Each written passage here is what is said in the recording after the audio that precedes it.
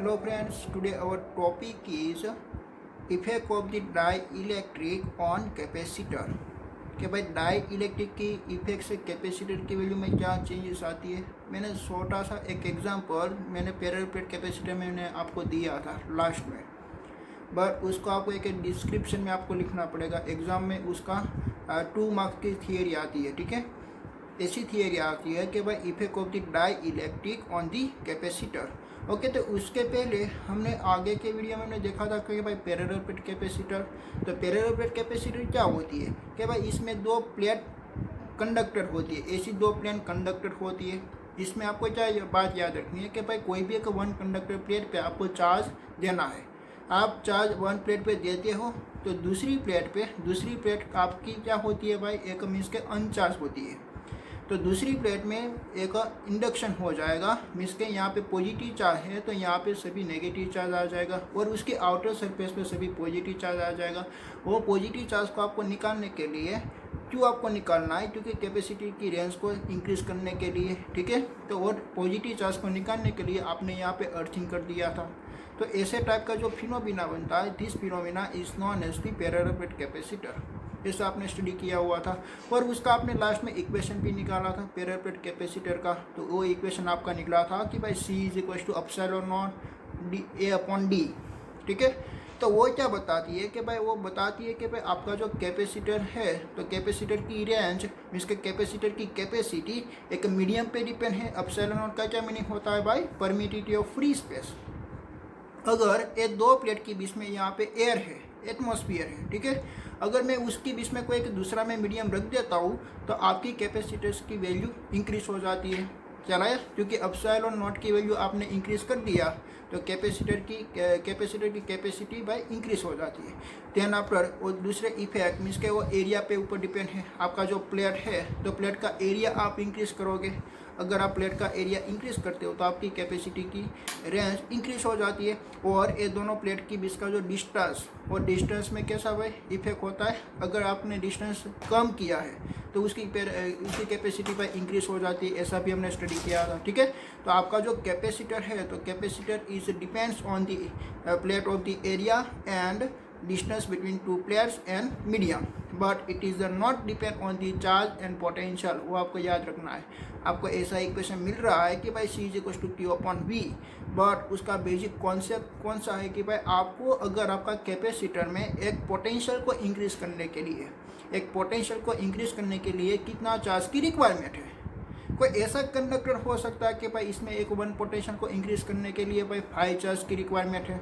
कोई ऐसा कंडक्टर हो सकता है कि भाई वन पोटेंशियल को इंक्रीज करने के लिए ओनली फॉर 2 चार्ज की रिक्वायरमेंट है। तो उसकी कैपेसिटी वो पहले वाला कैपेसिटर से मीन्स के कम है, क्योंकि पहले वाला कैपेसिटर का पोटेंशियल कम इंक्रीज होता है और चार्ज मोर स्टोरेज होता है। चला है, तो वैसे आपको याद रखना है। तो C इज इक्वल टू आपका इक्वेशन मिल रहा था भाई Q upon V, but C is not depend on the Q and V, but C is a constant, ठीक है। वो एक कंडक्टर के लिए वो कांस्टेंट है, बट वो जो आपका कैपेसिटर है तो कैपेसिटर किसकी वैल्यू पे डिपेंडेंट है भाई, जियोमेट्री के ऊपर डिपेंडेंट है। उसका कंस्ट्रक्शन आपने कैसा किया हुआ है। कंस्ट्रक्शन मीन्स के उसका एरिया आपने कितना रखा हुआ है, उसके बीच का डिस्टेंस आपने कितना किया है, ठीक है। उसके बीच में आपने कोई एक मीडियम को फिलअप किया है कि नहीं। तो आज का हमारा मीन्स का टॉपिक क्या है कि भाई हमारी जो प्लेट हमने जो कंसीडर की हुई थी पैरेलल प्लेट कैपेसिटर में, तो उसके बीच में हमको एक डायलेक्ट्रिक कांस्टेंट पुट करनी है। मीन्स का एक डायलेक्ट्रिक मटेरियल हमको पुट करना है, कोई इंसुलेटर मटेरियल। डायलेक्ट्रिक स्ट्रेंथ किसकी होती है वो आपको मालूम है कि भाई इंसुलेटर की होती है। तो हमको कोई एक इंसुलेटर टाइप का कोई एक मटेरियल उसके बीच में रखना है और हमको चेक करना है कि भाई उसकी रेंज इंक्रीज होती है या डिक्रीज होती है। ऑब्वियसली इंक्रीजिंग होती, ठीक है। ओके, तो उसका हम मैथमेटिकली स्टेप में हम डिराइव करके मैं आपको बताता हूँ कि भाई कैसे उसकी थियरी आती है, ठीक है। ओके, तो आज का हमारा टॉपिक है effect of dielectric on capacitance. Okay, तो पैरेलल प्लेट कैपेसिटेंस आपने आगे का वीडियो में आपने स्टडी किया हुआ था कि भाई उसमें किस टाइप का फिनोमिना था कि भाई ऐसे हमारी 2 प्लेट होती है। एक प्लेट की इनसाइड चार्ज होता है पॉजिटिव और दूसरी प्लेट की इनसाइड चार्ज होता है नेगेटिव, और उसके बीच में आपको एक डाइलेक्ट्रिक मटेरियल को पुट करना है। ऐसा आपने डाइलेक्ट्रिक मटेरियल को यहाँ पे आपने पुट कर दिया। तो ऐसा फिनोमिना आपने पोलराइजेशन में देखा था। पोलराइजेशन में आपने क्या देखा था कि भाई यहाँ पे जो आपने डाइलेक्ट्रिक मटेरियल को पुट किया हुआ है और डाइलेक्ट्रिक मटेरियल आपका 2 टाइप का हो सकता है भाई, polar dielectric and non polar dielectric, ठीक है। और सभी एक मीन्स के मोमेंटम बन के एक अलाइन टू इलेक्ट्रिक फील्ड की डायरेक्शन में जाना चाहता है कि हमारी यहाँ पे इलेक्ट्रिक फील्ड की डायरेक्शन कैसे फाइंड आउट होगी, पॉजिटिव टू नेगेटिव, ऐसे हमारी इलेक्ट्रिक फील्ड बन रही है। वो इलेक्ट्रिक फील्ड को मैं नाम दे देता हूँ भाई E0, वो इलेक्ट्रिक फील्ड को मैं क्या नाम दे देता हूँ E0, ठीक है। तो यहाँ पे देखें कि ये जो पॉजिटिव सभी सारे चार्ज है, तो सभी सारे चार्ज एक प्लेट में डिस्ट्रीब्यूशन हुए। अगर मीन्स का हमारी वो एक प्लेन सरफेस में डिस्ट्रीब्यूशन होते हैं तो हम उसको बोलते हैं भाई surface area density, sigma is equal to charge per unit area, ठीक है। तो यहाँ पे मीन्स के जो सभी सारा चार्ज मीन्स के डिस्ट्रीब्यूशन हुआ है और डिस्ट्रीब्यूशन चार्ज का आता है भाई सिग्मा। और आपको मालूम है वो जो पॉजिटिव प्लेट होती है ना, तो यहाँ पे उसकी इनसाइड एक नेगेटिव चार्ज आ जाता है, और यहाँ पे नेगेटिव चार्ज है, नेगेटिव प्लेट है, तो उसकी इनसाइड यहाँ पे पॉजिटिव चार्ज आ जाता है। वो पोलराइजेशन वाली इफेक्ट में आपने देखा था, बीच वाली इफेक्ट कैंसिल आउट हो जाती है, ऐसा भी आपने देखा था, ख्याल आया। ओके, तो वो जो हमारा चार्ज प्रोड्यूस होता है, यहाँ पे एक पॉजिटिव चार्ज आ जाता है और यहाँ पे नेगेटिव चार्ज आ जाता है, वो वाली चार्ज को हम क्या बोलते हैं भाई, इंड्यूस चार्ज, हम उसको बोल सकते हैं इंड्यूस चार्ज। तो इंड्यूस चार्ज की इफेक्ट है यहाँ पे सभी सारे ये नेगेटिव प्लेट पे, ये नेगेटिव वाली प्लेट पे है, तो उसमें सभी सारे यहाँ पे पॉजिटिव चार्ज आ जाएंगे। और पोलराइजेशन वाला फिनोमिना आप मेरे वीडियो में देख सकते हो, आगे का वीडियो है, ठीक है। और यहाँ पे नेगेटिव चार्ज आ जाते हैं, तो आपको मालूम पड़ा कि भाई यहाँ पे सभी सारे पॉजिटिव चार्ज आ गए, तो उसका एक इंड्यूस चार्ज हुआ है। तो इंड्यूस चार्ज का मैं सिंबल में चेंज कर देता हूँ कि भाई वो भी चार्ज आपका एक प्लेट में डिस्ट्रीब्यूशन हुआ है, तो उसको मैं बोलता हूँ सिग्मा पी, मीन्स के पोलराइजेशन। पी का क्या मीनिंग होता है, पोलराइजेशन, उसका पोलराइजेशन हुआ है, ठीक है।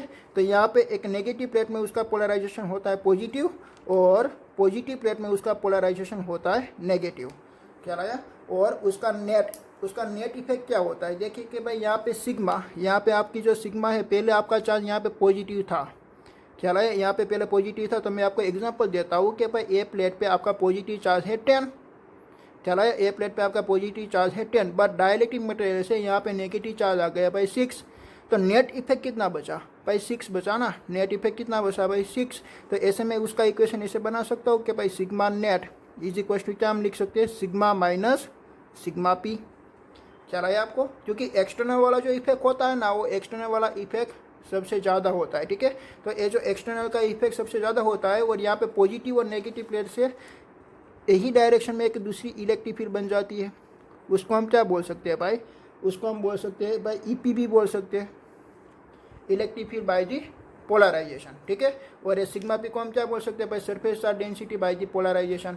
तो हमारा सिग्मा नेट क्या फाइंड आउट हुआ, sigma minus sigma P find out हुआ। ऐसे हमारी इलेक्ट्रिक फील्ड क्या फाइंड आउट होती है भाई, इलेक्ट्रिक फील्ड नेट हम ऐसे लिख सकते हैं ना कि भाई E0, पहले हमारी E0 थी, देन आफ्टर हमारी होगी भाई EP। आप ऐसा सोचिए कि भाई पहले आपकी इलेक्ट्रिक फील्ड थी भाई सपोज के 50 न्यूटन पर मीटर, 50 वोल्ट पर मीटर, सॉरी 50 वोल्ट पर मीटर आपकी इलेक्ट्रिक फील्ड थी, ठीक है। तो आपकी जो इलेक्ट्रिक फील्ड पोलराइजेशन में जो फाइंड आउट हुई है, वो पोलराइजेशन वाली इलेक्ट्रिक फील्ड आपके फाइंड आउट हुई है भाई सपोज के 30 वोल्ट पर मीटर, ठीक है। तो आपकी नेट इफेक्टिव कितनी फाइंड आउट होगी, आपकी नेट इफेक्टिव फाइंड आउट होगी भाई 20, ऐसा आप फाइंड आउट कर सकते हो, ठीक है। ओके, वो पोलराइजेशन वाला फिनोमेना ने मैंने सभी सारे मैंने मिस के आपका टॉपिक मैंने एक्सप्लेन किया हुआ है, वो आप पहले वीडियो देख लीजिए, ठीक है। ओके, तो E0 is equal to sigma E0 minus sigma EP आपका फाइंड आउट हुआ, ठीक है। मिस के नेट इलेक्ट्रिक फील्ड आपकी फाइंड आउट हुई। ओके, तो ये जो E0 है, तो E0 मुझे फाइंड आउट करना है कि भाई सेंटर में, ये दो प्लेट की सेंटर में मुझे फाइंड आउट करना है। तो सेंटर वाला पॉइंट कैसा होता है भाई, पॉजिटिव होता है, तो ये पॉजिटिव और ये पॉजिटिव, तो उसकी इलेक्ट्रिक फील्ड AC में आपको मिलेगी। और ये नेगेटिव प्लेट वाली की देखिए, ये नेगेटिव प्लेट है ना, तो उसकी भी इलेक्ट्रिक फील्ड AC मिलती है। तो नेट इलेक्ट्रिक फील्ड कितनी मिलती है, आपको मालूम है कि भाई एक प्लेट है AC, को एक प्लेट है, पॉजिटिव चार्ज इसमें डिस्ट्रीब्यूशन हुआ है, और गॉसियन सरफेस का थियरम से हमने फाइंड आउट किया था कि भाई ए पॉइंट पे, ए पी पॉइंट पे हमको फाइंड आउट करने इलेक्ट्रिक फील्ड का इफेक्ट, वो हमको फाइंड आउट हो रहा था E is equal to sigma upon 2 epsilon not. But यहाँ पे देखिए दोनों की डायरेक्शन एक ही है, तो सिग्मा अपन 2 एप्सिलॉन नॉट, ख्याल आया। तो यहाँ पे आपका इक्वेशन क्या मिलेगा भाई, 2 sigma upon 2 epsilon not, so that net electric field आपको फाइंड आउट होती है, इसके E0 वाली आपके फाइंड आउट होती है, sigma upon epsilon not find out होती है, ठीक है। तो मैं यहाँ पे लिख सकता हूँ कि भाई E0 is equal to sigma upon epsilon not. But आपको क्या फाइंड आउट करना है, कैपेसिटेंस फाइंड आउट करना है ना। तो कैपेसिटेंस का क्या इक्वेशन आता है भाई, C is equal to Q upon V naught. Okay, तो मुझे पोटेंशियल डिफरेंस फाइंड आउट करना है। तो पोटेंशियल डिफरेंस कैसे फाइंड आउट करेंगे भाई, आपको याद है भाई electric field and potential difference का relationship, this is the most important equation, वो आपको याद रखना पड़ेगा कि भाई ई इज इक्वल टू आपका क्या इक्वेशन आता था, minus delta we upon delta R. ठीक है, ओके, तो ए वाली इक्वेशन को मैं ऐसे भी लिख सकता हूँ कि भाई E is equal to V upon, यहाँ पे डिस्टेंस उसकी दो प्लेट की बीच का डिस्टेंस है डी। ओके, तो यहाँ पे वी नॉट है, तो V not is equal to मैं क्या लिख सकता हूँ कि भाई V not is equal to मैं लिख सकता हूँ ई नॉट इंटू डी। तो यहाँ पे मैं वी नॉट फाइंड आउट कर लेता हूँ कि भाई V not is equal to E not into D. ध्यान आप ई नॉट की मैं वैल्यू में यहाँ पे पुट कर देता हूँ, तो sigma upon epsilon naught into D find out हुआ। ख्याल आया आपको। ओके, तो what is means of the sigma, तो sigma is equal to charge per unit area. तो यहाँ पे आपका क्या इक्वेशन मिलेगा कि भाई Q into D upon epsilon naught into A, ऐसा आपका मीन्स के वी नॉट का इक्वेशन फाइंड आउट हुआ। देन आफ्टर आपको क्या करना है कि भाई एसी वाला इक्वेशन में आपको पुट कर देना है। तो C is equal to Q upon V naught, तो आपका इक्वेशन मिलेगा भाई Q upon Q into D upon epsilon not A. तो Q Q is cancel, so that capacitance C is equal to आपका फाइंड आउट होगा epsilon not A upon D. चला गया, तो ऐसे आपका मीन्स के A C naught find out हो गया। ठीक है, तो C naught is equal to E not A upon D. तो ए इक्वेशन आपने कैसे फाइंड आउट कर लिया कि भाई उसकी बीच में एयर थी, उसकी बीच में एयर थी। ध्यान आफ्टर मैं क्या करता हूँ, आपका एयर वाला है। ठीक है, एप्सिलॉन नॉट का क्या मीनिंग होता है कि भाई उसके बीच में एक रिलेटिव परमिटिविटी नहीं है, but permittivity of free space की है। तो ए आपका जो इक्वेशन फाइंड आउट हुआ उसकी बीच में एयर थी। ध्यान आफ्टर मैं क्या करता हूँ भाई, उसके बीच में मैंने क्या प्रोड्यूस कर दिया, एक डाइलेक्ट्रिक मटेरियल मैंने रख दिया। अगर मैंने डाइलेक्ट्रिक मटेरियल रखता हूँ तो आपका मीन्स का जो टोटल इलेक्ट्रिक फील्ड का जो effect E not sigma upon epsilon naught मिल रहा था, but sigma upon epsilon naught का इफेक्ट नहीं मिलेगा। क्या मिलेगा भाई, आपको ए वाला इफेक्ट मिलेगा। तो ए आपको कंसिडर करना पड़ेगा। ठीक है, तो E net is equal to मैं यहाँ पे लिखता हूँ E naught minus E P. E P का क्या मीनिंग होता है भाई, पोलराइजेशन ऑफ इलेक्ट्रिक फील्ड। ठीक है, ओके, तो मैं सभी की मैं वैल्यू में पुट कर देता हूँ। भाई ई नॉट की क्या वैल्यू आई थी, सिग्मा अपन एप्सिलॉन नॉट, तो मैं यहाँ पे सिग्मा अपन एप्सिलॉन नॉट में पुट कर देता हूँ। और ई पी की क्या वैल्यू आती है, ई पी की वैल्यू आती है भाई sigma P. E P means के क्या है भाई, ई पी मीन्स के क्या है, electric field of the polarization. तो electric field of the polarization हमारी surface density of the polarization से मिलती है। तो मैं यहाँ पे लिख देता हूँ sigma P upon epsilon naught. Okay, तो मैं उसको ऐसे भी लिख सकता हूँ ना, sigma minus sigma P upon epsilon naught is equal to total E. ये आपकी टोटल ई फाइंड आउट हो गई, is equal to total E, आप ऐसे भी लिख सकते हो। चला है आपको। ओके, तो आप यहाँ पे देखिए कि भाई ए sigma minus sigma P upon E naught epsilon naught is equal to E find out हुआ है आपका इक्वेशन। तो आप यहाँ पे देखिए कि भाई sigma is directly proportional to E not, sigma is proportional to E not.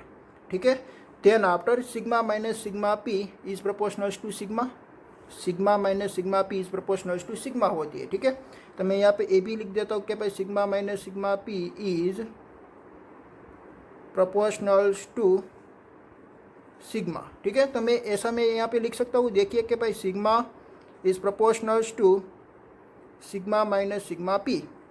ख्याल आया। और ये प्रोपोर्शनलिटी को रिमूव करने के लिए मैं यहाँ पे एक कॉन्स्टेंट लिख देता हूँ के, तो सिग्मा माइनस सिग्मा पी, ऐसा आपका इक्वेशन मिला। तो आपको यहाँ पे क्या चाहिए भाई, आपको यहाँ पे चाहिए सिग्मा माइनस सिग्मा पी चाहिए। क्या चाहिए, सिग्मा माइनस सिग्मा पी। तो मैं यहाँ पे सिग्मा माइनस सिग्मा पी को मैं सब्जेक्टिव बना देता हूँ। तो आपका इक्वेशन मिला कि भाई सिग्मा अपॉन के। तो आपकी इलेक्ट्रिक फील्ड क्या फाइंड आउट होगी भाई, electric field E is equal to, आप ऐसे भी लिख सकते हो, E is equal to sigma minus sigma P के बदले आप सिग्मा अपॉन के लिख सकते हो। तो मैंने यहाँ पे क्या लिख दिया कि भाई sigma upon epsilon naught into के। ध्यान आफ्टर आपको क्या फाइंड आउट करना पड़ेगा भाई, पोटेंशियल, क्योंकि आपका इक्वेशन कैपेसिटेंस का ऐसा होता है ना कि भाई Q upon C, C is equal to Q upon V, ऐसा आपका इक्वेशन होता है। तो आपको एक वी फाइंड आउट करना पड़ेगा। तो वी का इक्वेशन मैंने यहाँ पे निकाला था, ऐसा ही यहाँ पे मिलने वाला है कि भाई ई इंटू आपको क्या कर देना है डी, ई इंटू आपको कर देना है डी। तो मैं यहाँ पे ई की वैल्यू में पुट कर देता हूँ, तो सिग्मा अपॉन एप्सिलॉन नॉट के इंटू डी। और एक सिग्मा इज इक्वल टू क्या आती है, सरफेस डेंसिटी अपॉन एरिया। तो यहाँ पे क्या इक्वेशन मिलेगा आपका, Q into D upon epsilon naught के इंटू ए मिलेगा। ये आपका किसका इक्वेशन मिला भाई, वी का इक्वेशन मिला, ठीक है। देन आफ्टर मुझे क्या करना है कि भाई सी के इक्वेशन में मुझे पुट कर देना, तो C is equal to Q upon B, ऐसा है आपका इक्वेशन, C is equal to Q upon V. Okay, तो मैं इसमें मैं रख देता हूँ वैल्यू सभी की। तो क्यू अपॉन वी की वैल्यू क्या फाइंड आउट हुई, Q into D upon epsilon naught के इंटू ए। तो देखिए यहाँ पे क्यू क्यू इस कैंसिल आउट हो जाएगा, क्यू क्यू इस कैंसिल आउट हो गया। देन आफ्टर आपका इक्वेशन क्या मिला आपको, आपका इक्वेशन मिला आपको ए डिवाइड का डिवाइड में इसके मल्टीप्लिकेशन में होता है, epsilon naught K A upon D is equal to C find out हुआ। बट यहाँ पे आप देख सकते हो कौन सा वाला इक्वेशन में भाई, ए वाला इक्वेशन में, कि भाई epsilon C naught is equal to epsilon not A upon D आएगा, epsilon not A upon D होता है, ठीक है। और दूसरा थिंग कि भाई एक के क्या है, कि भाई के हमारा एक डाइलेक्ट्रिक कांस्टेंट है, तो आपको यहाँ पे लिख देना है कि भाई वेयर के इज डाई इलेक्ट्रिक कांस्टेंट, ठीक है। ये अपने जो डाइलेक्ट्रिक यहाँ पे जो मटेरियल आपने रखा हुआ है ना, उसका ये कांस्टेंट है, ठीक है। ओके, तो यहाँ पे आपने डाइलेक्ट्रिक कांस्टेंट की भी एक इक्वेशन थी, आपको याद है, relative permittivity epsilon R is equal to आप क्या लिख सकते हो, एप्सिलॉन अपॉन एप्सिलॉन नॉट। तो एप्सिलॉन इज और इज इक्वल टू आप के भी लिख सकते हो।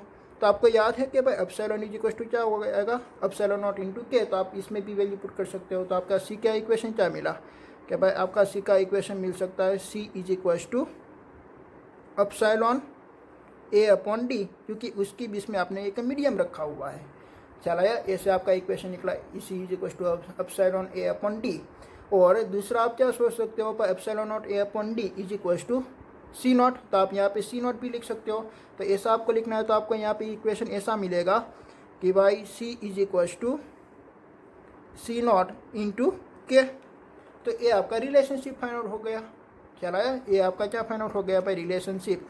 आप देखिए कि भाई डाइलेक्ट्रिक मटेरियल को पुट करने से आपका इसके जो कैपेसिटेंस था, तो कैपेसिटेंस की वैल्यू इंक्रीज हो गई। क्यों, क्योंकि के की वैल्यू क्या आती है भाई, के इज ग्रेटर देन 1 होती है, डाइलेक्ट्रिक कांस्टेंट की वैल्यू होती है 1 से ज़्यादा, इसलिए यहाँ पे E C is equal to C naught into K find out हो गया। चलाइए आपको पूरी बात, ठीक है।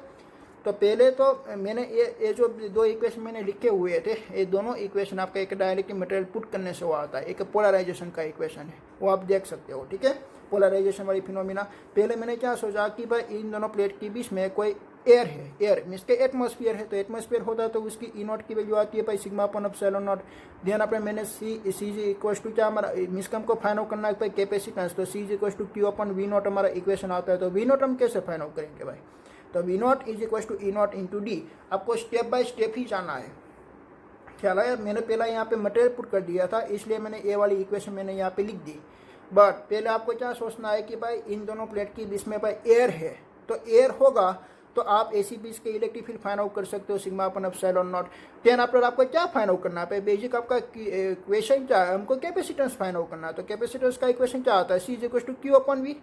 ख्याल आया। आप कोई भी इक्वेशन याद रख सकते हो, क्यू इज इक्वल टू सी भी याद रख सकते हो, तो उससे आपको कैपेसिटेंस का इक्वेशन मिल जाता है।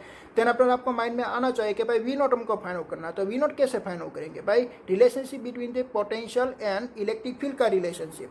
तो ऐसे हमारा रिलेशनशिप था, तो V not is equal to आप ई नॉट इंटू डी लिख सकते हो, ठीक है। तो ऐसे मैंने यहाँ पे पुट कर दिया। और what is the meaning of sigma, तो ऐसा आपको माइंड में आना चाहिए कि भाई sigma is a surface charge density and that equation is a charge per unit area.